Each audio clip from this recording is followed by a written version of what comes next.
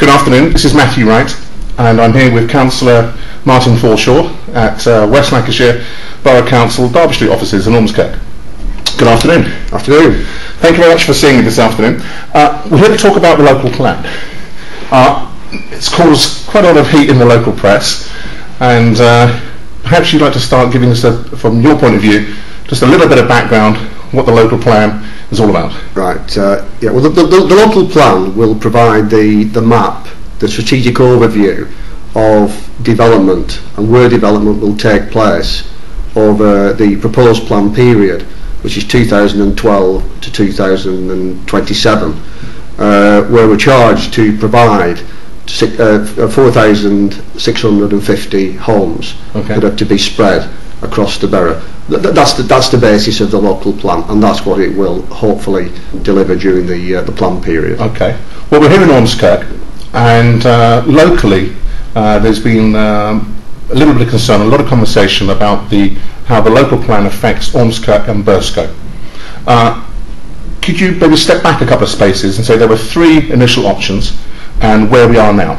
Yeah, well, I think the initial consultation periods commenced in 2008, where we had a number of forums and met with business people and various other interested parties to find out from them what their issues might be with regards to development in the future. Then that came down to a number of options which were to be considered by Cabinet.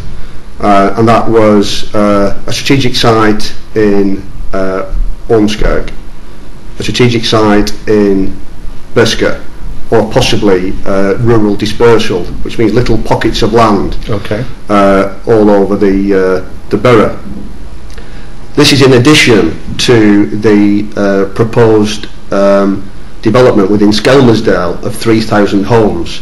So these additional sites are to make up the numbers that where the lion's share was going to be in Skelmersdale. When we had the consultation period last year, there was no particular preference from residents on whether it should be in Ormskirk or Burscough or rural disbursement. It has to be said that those people in Ormskirk didn't really want it in Ormskirk. That's a strategic site near Edge Hill. And those in Burscough didn't really want it in Burscough on the Yew Tree Farm Development. Okay. But the issue we have is that while we can place the majority of the homes on land that's currently allocated on brownfield sites, we do have to release a small amount of greenbelt to basically make up the numbers, and we had to weigh up which of the two sites was the most sustainable and which was most likely to deliver the homes during the plan period. And that was discussed at Cabinet last January, where I have to say many members of the public attended, and they could see the reasoning behind the decision to move forward with Yew Tree Farm as being the strategic site for the release of greenbelt.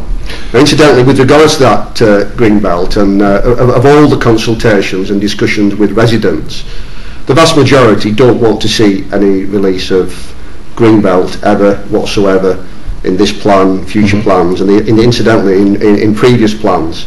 But we do have to provide necessary land for development. You're saying there's not enough brownfield site?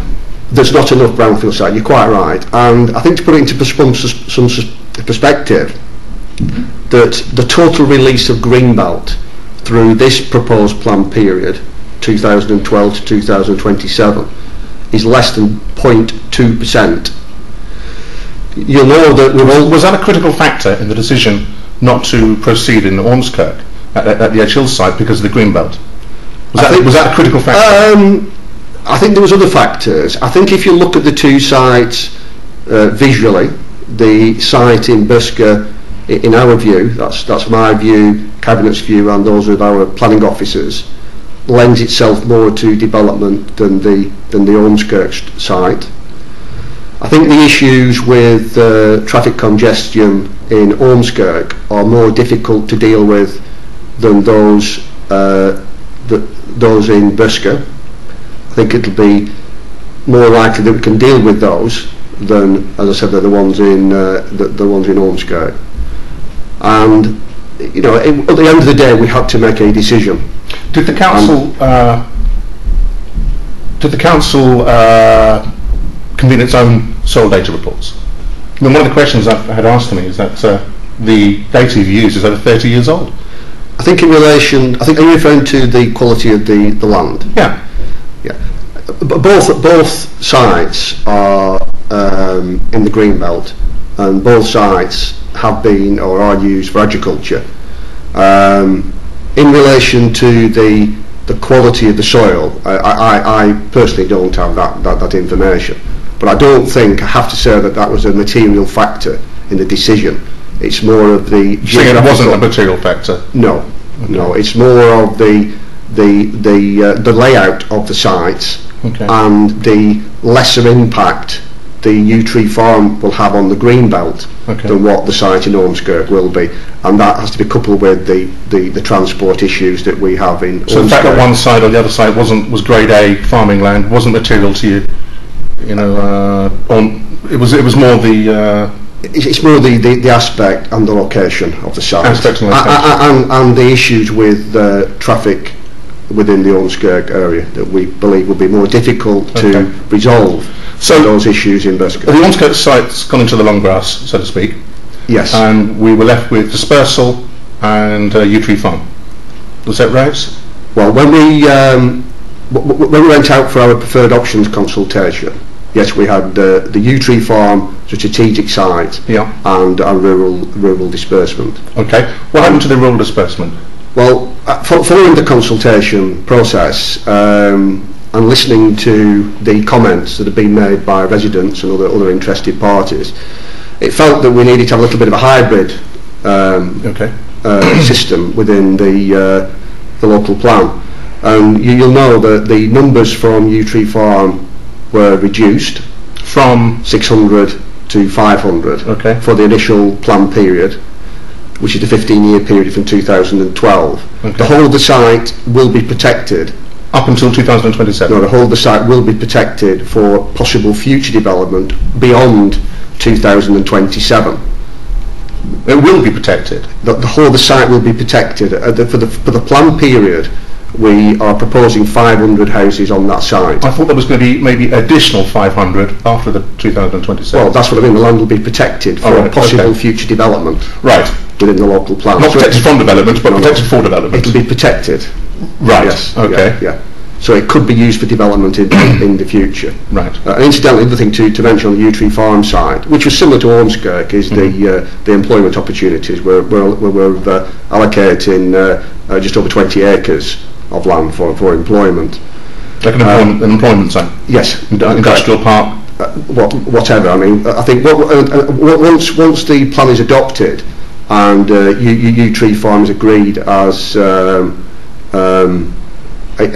suitable site within the plan, then what we will do in the future, we will master plan the site. We will look at the entrances, the exits, the type of housing, the layout of the housing, how we see the site developing over the period. And I have to those sort of questions about how and what and when and where, you know, the sort of the nitty-gritty. That seems to be the sort of stuff that people would like established before a decision is made. We wouldn't do it before that detail, no. I think with regards to major matters like utilities, like gas, water and electric, they've been checked, and the utility companies confirmed to us that they don't have any issues with the development of that site. Right. So the upgrading of the utilities, gas, water, electric, it's not an issue for. Has been confirmed. That has been confirmed. Who's paying for that? In relation to the utilities, what I just mentioned, it would be the developer in the main as part of his project for the development of the site. With regards to the major issue in Burscough, and one of the reasons that swung it, I think, from Ormskirk to the Burscough option was the existing problems with wastewater and how it's dealt with in Burscough as a whole, in Burscough without the development of the Yew Tree Farm site. United Utilities are planning to upgrade the water sewerage system within the Burscough area that will cater for the development of Yew Tree Farm. When you say cater for the Yew Tree development, is that the initial 500 or those potentially extra ones after the protection time limit? Well, you are looking now 17, 20 odd years ahead, but these things tend to work in that sort of geological... You're absolutely right. United Utilities are aware of the site that will be protected and all of our sites within the borough, and we believe that the improvements they will make as part of the Yew Tree Farm development will be a benefit to the whole of Burscough. But they're only making it if the developer pays? The developer, no. With regards to the gas, water, electric, that is something that's normally dealt with by the developer. Right. United Utilities, as part of their funding stream, will be upgrading the wastewater system at their cost in the main. So they do have legislation. So wastewater utilities. Pardon? So the wastewater side, done by United Utilities, funded by them. Yes. The upgrades to the local utilities, gas, electric, water, will be paid for by the developer. In the main, yes. And that will be a contractual obligation when the... Well, with regards to development and the National Planning Policy Framework document, all development has to be sustainable. So it has to be that these services have to be delivered or prove to be delivered before development takes place on the site. And what would be the benefit? With regards to the... Sorry, after you. With regards to the detailed financial arrangements between the developer and the utility companies, obviously we were not aware of those, but and we wouldn't necessarily get involved. What we would do, we would condition the application that those works are essential to take place. One of the big concerns that I've heard of in the Burscough area in particular, and we do seem to be focusing on Burscough, and I have to just say that we are looking at the planning department and myself looking at that development over the whole borough, which is 4,600 homes, but we are being quite specific here about 500 in Burscough. But it has caused a lot of concern, and anger indeed, as you said previously. The wastewater improvements will have to be undertaken before any development takes place on that site. That's an absolute. So that's an absolute. That's reassuring. Now, our view is that development will not take place on that site before 2020, and when it does take place, we don't believe that more than 100 homes per year will be delivered on the site. Notwithstanding that, the developer, whoever that may be, I suspect can have dialogue with United Utilities, and maybe, if he wishes, through whatever way, whether it be financial or whatever way, to enhance that programme as we see it. Okay. But as I said, we on the information we've been given, we don't see development on that site before 2020. And you'll hold people's feet to the fire?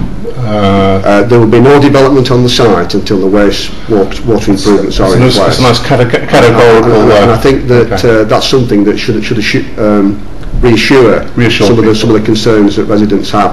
I have to say that does apply to the other sites that we're looking at in various parts. You've got to reassure the people, so Skelmersdale, the same sort of thing. Well, I think if you look at the homes distribution and look at the size of the towns, you know, Skelmersdale is number one, followed by Ormskirk, followed by Burscough, and then the northern parishes and other parished areas.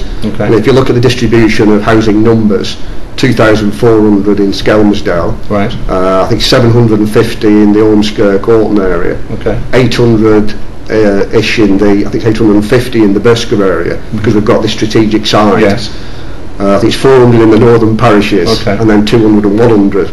So you can see the even distribution over the borough. I have a feeling some people might disagree with the use of even distribution. I think it's all relative to the size of the existing developments. I mean, I think some of the concerns people have about something like Burscough is that putting an extra, I said in the previous interview, I couldn't envisage 500 homes, and it's an extra 25% growth in the size of the village. Yeah, it's a large development site, and as I said, the development will take place in a number of years. You think about 100 a year, up to about 2020. That's what we think, and that's what house builders have advised us is usual for that size of site. Now, obviously, things might change between now and then, and maybe not. We'll move on from the utilities. The two other hotspots that seem to be at the moment one is transport, and one is local amenities. People use the example of the Rees Park development in Burscough as a prime example of many things that were promised but not necessarily delivered upon. Let's move forward X number of years. We've got Yew Tree Farm. We talked about categorical reassurances on the utility side. How can you reassure residents on amenities and road transport? The national planning policy is slightly different now to what it was previously. The developer will have to provide the necessary infrastructure for the delivery of the site. So they'll have to provide increased educational facilities. They'll have to provide, there's a possibility of a new park in Burscough. But that just sounds like a simple planning game that any developer would give as part of a project like this. Well, we will get a planning game from a strategic site. Yeah. We wouldn't necessarily get it from smaller sites, and that's another reason why we've selected Burscough as that site, that it will have the potential of a greater planning game than other sites. When will people see that in ink? The detail of what I think the improvements will be. What we have to do going forward, we need to look at all the results from the current consultation process that ends on Friday. Tomorrow. That's right. Yeah. Tomorrow. Yeah. And it's been running for 6 weeks. There's been numerous public. I'll have to get the interview out quick tonight. Forums and etc. We will then collate all that information, and where appropriate, make adjustments to the plan. Towards the summer months, the plan will then be available. It will be publicised. Following that publication, there will then be an examination in public by the planning inspectorate, and he will look at all we've done over the last 3 to 4 years, all the evidence that we've gathered, the reasons why our decision was to go from Ormskirk to Yew Tree Farm, our decision in relation to Skelmersdale, our decision in relation to Grove Farm, and all the other sites that are... Well, he will test whether or not that's valid or not. He will test, absolutely test, and it's in public, and I'm sure representations will be made, some for the plan, some... Is this likely when we'd like to see some of the more detail about X school, no, X shops? When are we going to see these concerns addressed? Well, once the plan has been once the plan has been approved by the planning inspectorate and proved to be sound and meets the national planning policy framework, it will then go to full council, and full council hopefully will adopt it. That will then be our local plan for the period 2012 to 2027. With regards to the strategic sites within that plan, the main one being Skelmersdale, we will work on that detail. With regards to Yew Tree Farm, we will master plan the site on how we see that development taking place, physically taking place. We'll look at entrances, we'll look at exits, we'll look at the housing layouts. I mentioned being new to this planning. You mentioned just previously transport matters. With regards to local transport modifications, highways modifications, entrances, exits, etc., the cost of that is borne by the developer. General transport improvements would be provided by the Highways Authority. Right, but as I said, I'm relatively new to this planning saga, not put a negative connotation on that, but it seems that a lot of the detail that people want to hear about will be made after the decision's already been made to go ahead with the project. Well, the decision that we're going to make is to, as I said, we've been quite specific here about Burscough here, aren't we? Yes. Is that that will be a strategic site, and we hope, as a planning authority, that we can deliver the homes on that site within the plan period. we hope that the wastewater treatment plant and the infrastructure and the sewage transportation to that can be properly improved, and we will be master planning the site and providing that detail over the next couple of years. Once we've done that, we have control of the site. It's a strategic site. We will, I suspect, receive planning applications from a developer with regards to the delivery. Do you think a lot of people are surprised? When we get that planning application, that will have to be absolutely in line with our policy, and at that particular point we will be able to determine whether it's acceptable or not acceptable in relation to the proposals. And if it wasn't acceptable, what happens then? Well, I think that one thing that's not being mentioned often is that we have a plan B within our local plan. Okay. And one of the issues that came out from the previous consultation, that maybe the plan B wasn't quite as robust as it could have been. Right. So our plan B is our fallback position if the necessary infrastructure is not delivered on a particular site, whether that be a site in Skelmersdale, Ormskirk, or... When you talk about infrastructure, what do you mean? Well, I think the main one in Burscough is the upgrading of the water treatment to deal with drainage, etc. Okay. But you said that there shouldn't need to be a plan B. What I said was, okay, is that no development will take place on that site, right, until the water treatment issues have been dealt with. Okay. That's what I said. Right. What we will do during the plan period, in the first 5 years, we'll review it. Right. And we'll see what's happening. Okay. And then we'll review it after 10 years, and we'll see what's happening. But I think we've got to have maintain a positive outlook. Can you see how residents are a little bit surprised at how, from their point of view, maybe, I'm sure there's a lot of detail from your side, but how little detail of the questions they want answered is available now? You would not deal... Well, I can understand the question. You know, people say, right, you're selling the development as a great thing for Burscough and the West Lancashire area. Well, people want to know what's the quid pro quo, so to speak. So if there's going to be this 500 development, what are they going to get back? What schools are they going to get? What parks are they going to get? What shops are they going to get? And none of this information is available, is it? No decisions have been made on this. You wouldn't generally deal with it at this particular level. You just wouldn't do it. But these are the things that help sell the. Well, we allocate the land. Yeah. And once we've allocated the land, should the plan be adopted, then we'll do detailed work on the master planning of the site. And as part of that master planning, local people will be involved. But the decisions, they won't have any, you can't veto the plan then, can they? No. The decision in relation to allocating the site for development will have been made if it passes the planning inspector's test, and only if it's adopted by full council, right, through council members. If the strategic plans have been made, yeah. How do the residents negotiate a good deal as regards amenities and infrastructure if the developer knows the deal's already been made? Well, no, the developer doesn't know. In relation to the developer, yeah, we are in control of our plan. Right. We have decided to select Yew Tree Farm. Right. We are going to grant that we're going to issue a special policy which will deal with the development of that site. Okay. And we will agree to 500 homes during the planned period. Right. That's our authority. Right. But amenities are separate to that decision. They don't reflect our decision. And we have authority over that, and we have authority what planning applications and what conditions are within those planning applications are acceptable to us within the terms of our policy, and which are not.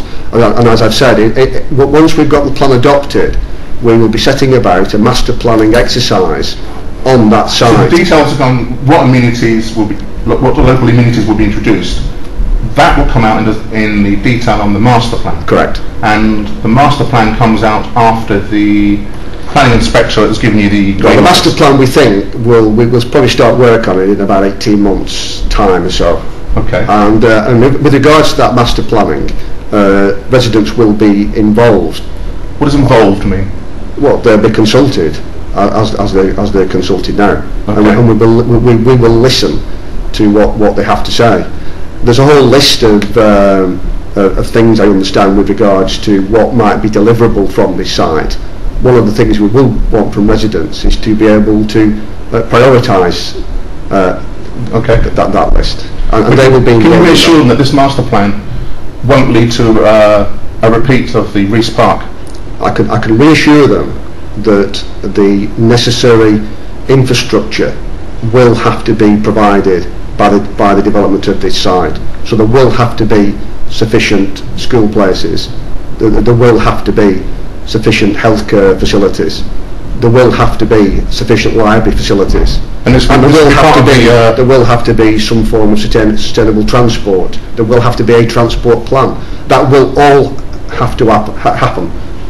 You say sustainable. One of the things I haven't heard you mention is that in the northwest, well, specifically the West Lancs borough, we have higher CO2 emissions than virtually anywhere else in the northwest, and higher than anywhere else in the UK, in England. When this new development just add to that? I think if you're taking the borough as an area. I mean, West Lancs borough, I understand, has higher O2 emissions than the northwestern average, which has and higher than the UK, than England on average. I think in relation to the borough, the delivery of the 4,650 houses, where possible, we will be looking at sustainable transport systems, so increase bus facilities. Obviously, in the Burscough you've got the train. Is it the Burscough curves? Is it?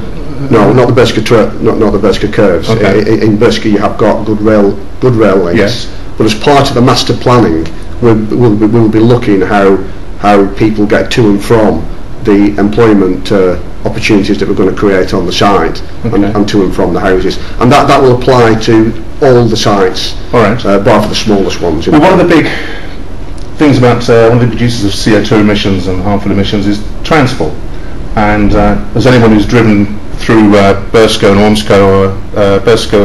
Ormscough on a sort of weekend and Monday morning 8 o'clock knows the traffic's really awful. What specific improvements will be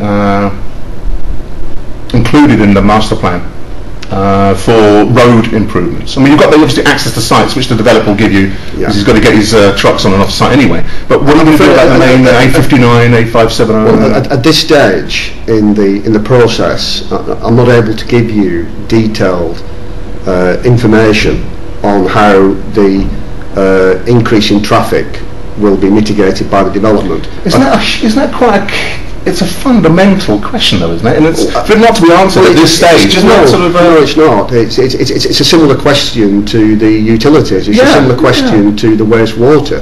People would be surprised to find that it's not answered at this stage. You cannot deal with it at this point. You have to have the plan adopted, and when we've got the plan, we will look how we deliver that plan through our master planning process. It's chicken and egg. You know 500 homes are going on that site. There will be. Don't you know what plan you'll need to? Well, we are following a process, right? Okay. And that process might seem frustrating to some, but it's a process that we follow, and it's a process that previous colleagues of mine have followed for previous local plans. Rees Park, for example. Do you think they follow those processes? No, I think that in relation That's to unfair,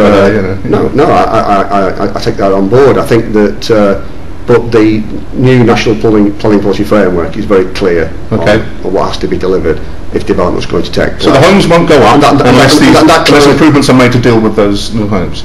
No. Sorry, is that a yes to that, or try that again?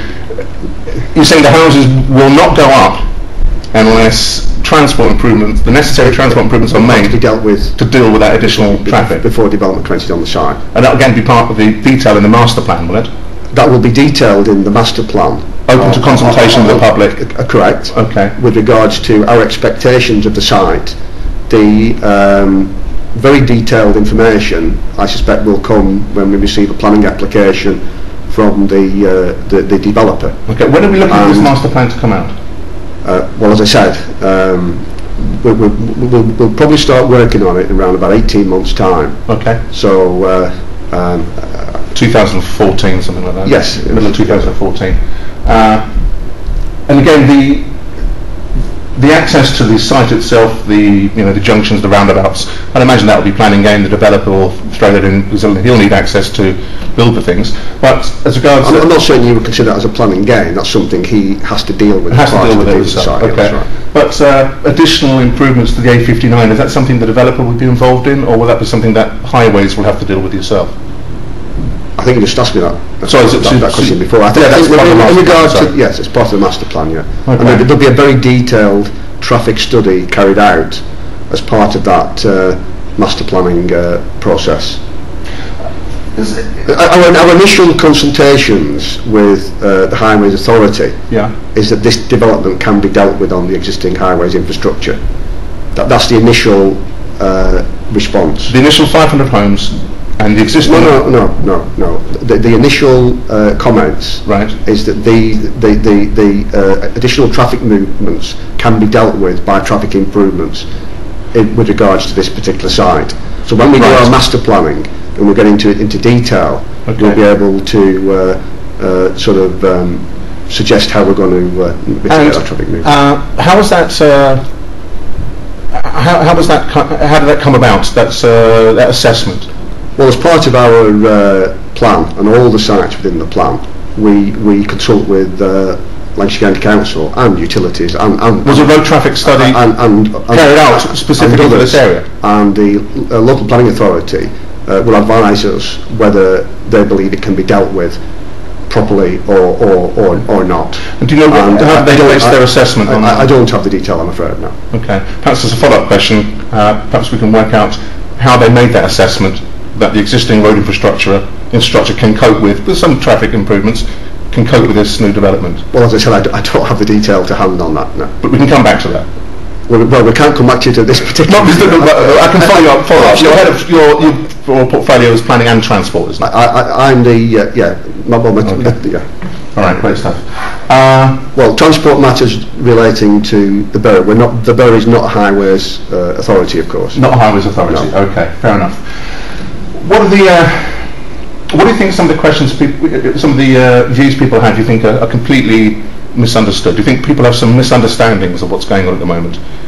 And do you think maybe some of the frustration has been based on some misunderstandings about where we are in the planning process and what a planning process actually involves? I mean, I've been a little bit confused. I didn't realise that obviously some of these things come out later on at a master plan. Do you think that's? Would you say that's? A lot of people share those. They share that confusion. Well, I think in relation to the forums that we've held, that officers have detailed the process.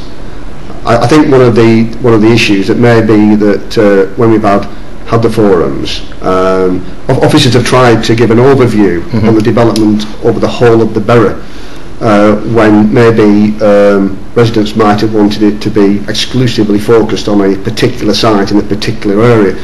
I think that's difficult to do that because we are dealing with issues over the whole of the borough, and often residents do just localise it, but it's okay localising it and suggesting that this is not suitable here.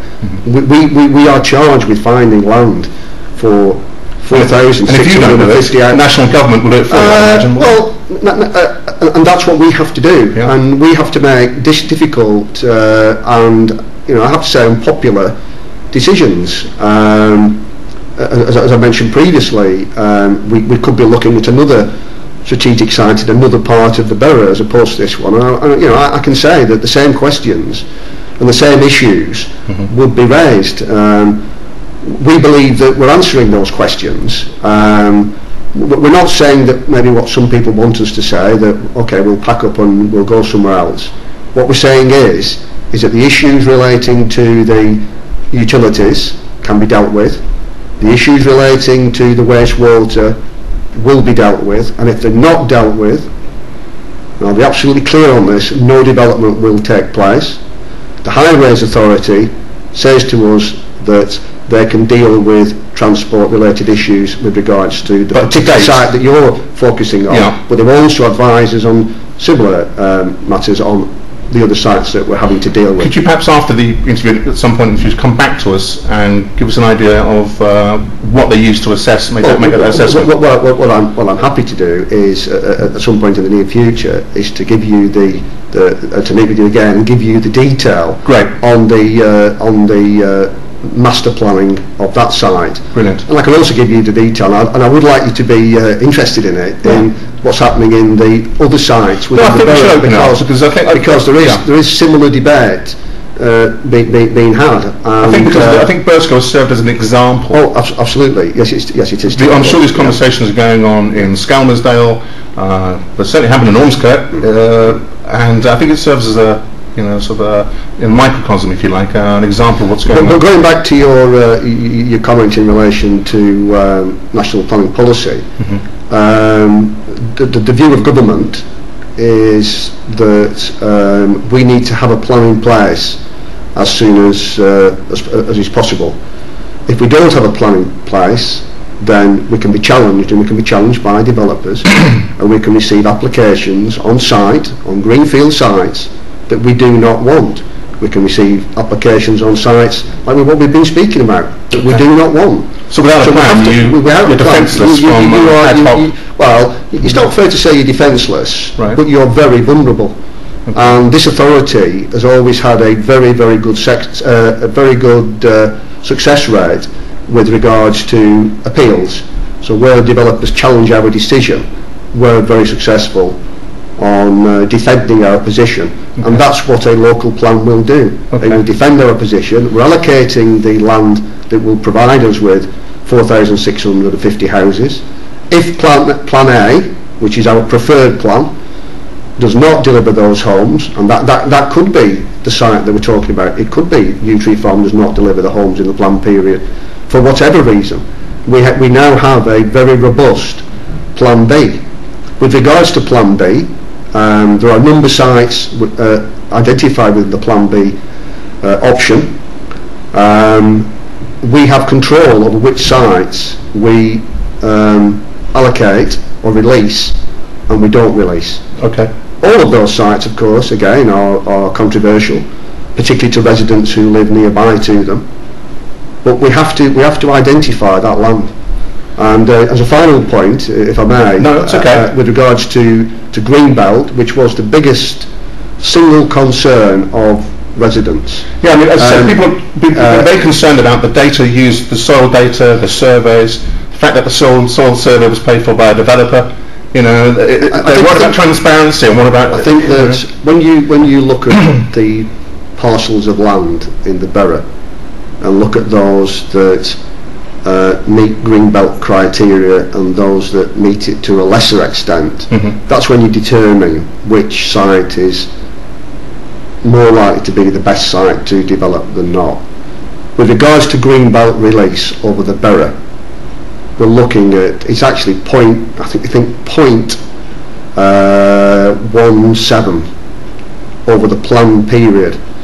With the land that we're safeguarding over and above the planned period, the total release of Greenbelt for this planned period, and land that can be taken up in a future planned period, it is less than 0.4%. Just so I'm clear, I think that while you're saying that the quality of the soil makes the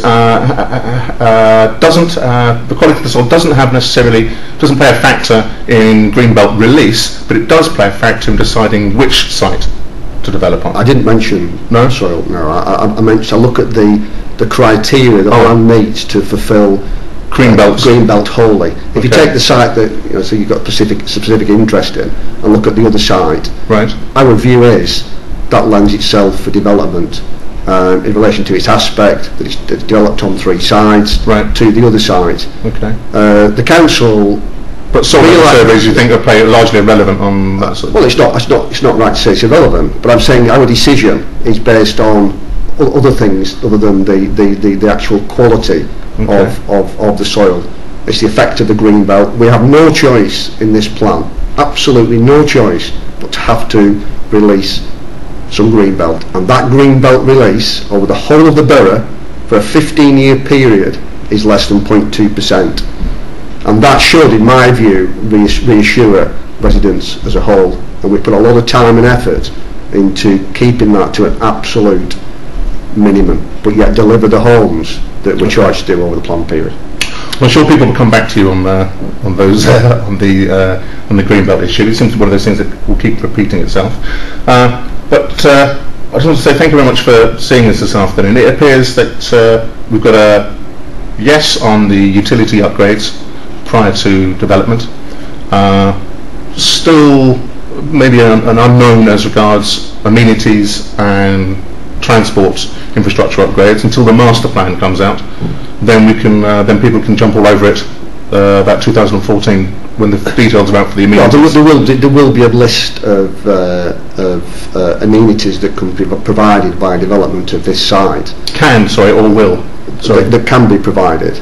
I think the list is quite extensive at present. I think what we would want from residents is to assist us into prioritising. And how do they do that? Well, we will be consulting with them at the time when we're carrying out the master planning of that site. Okay. But I think that it's important that we put it into timescales, into some perspective.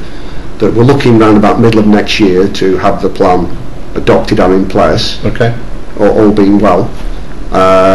And then shortly after that period, so we have a lot of work to do between now and then, that's sort of 12 months and a bit. Mm-hmm. After we've done that, officers will then be working on the detail of the sites that's been allocated within the plan. So shortly after that period, and I think 2014, we'll advise residents. And I don't want to be specific about Burscough here. We'll advise residents on the Burscough site and other sites on how we see it. But this sort of process you're talking about on master plan, that follows all the other developments. Well, Skells don't have a master plan. Burscough is a strategic site, so that will have a very detailed master plan, and we will want input from residents. Okay. But I am, as I said, happy to meet you at some point in the future to have another discussion. I'm assuming we can cross some T's, but dot some I's on regards to... Well, we've crossed many, I think, and quite a number. I mean, I think... We've done well. I think the amenities, we pretty much covered. Not the amenities, sorry, the services. Utilities and services. Which has been a big concern. Yeah, I think we're clear. I hope we're clear on that. I think there's still some question marks on the amenities, but I think we're going to come back to that in 2014. Okay. Councillor Martin Forshaw, thank you so much for being generous with your time, and we'll look forward to the next round. No problem. Thank you.